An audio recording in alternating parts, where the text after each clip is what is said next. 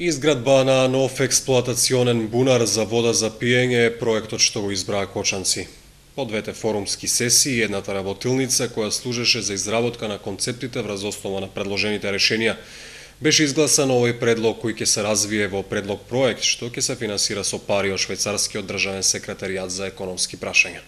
Имаше понудено два концепти. Значи тоа беше изградба на нов одвоен систем за атмосферска канализација за прифаќање на атмосферските води на улицата Лазар Андонов, Брегалничка и 8 март, додека вториот концепт беше изградба на нов експлоатационен бунар за вода за пиење во местото викано Грдовски ормар, со кој би се решило водоснабдувањето во наредните, мислам, некаде 10 години.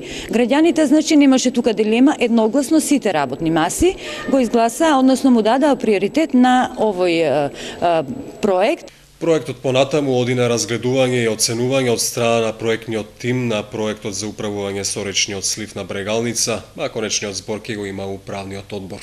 Само би кажала дека проектот исто така ги исполнува и оние услови што се однесува за финансиската рамка, односно близу 3 милиони денари ќе чини инвестицијата или околу 60.000 швајцарски франци, што е и крајниот лимит за реализација на проектот. За директорот на водовод Љупчо Папазов, придобивките од проектот ќе бидат огромни. Ќе имаме еден стабилен систем на црпење на водата, ќе имаме континуирано снабдување со вода и евентуалните шпици во критичните периоди ќе успееме да ги надминеме без проблеми. Значи, го заокружуваме системот на бунари од 13 релативно со понов датум и со поголема издашност и со поголема длабочина. Значи, тука и економскиот момент, и еколошкиот, и стабилноста во системот на водоснабдување ќе дојде до израз.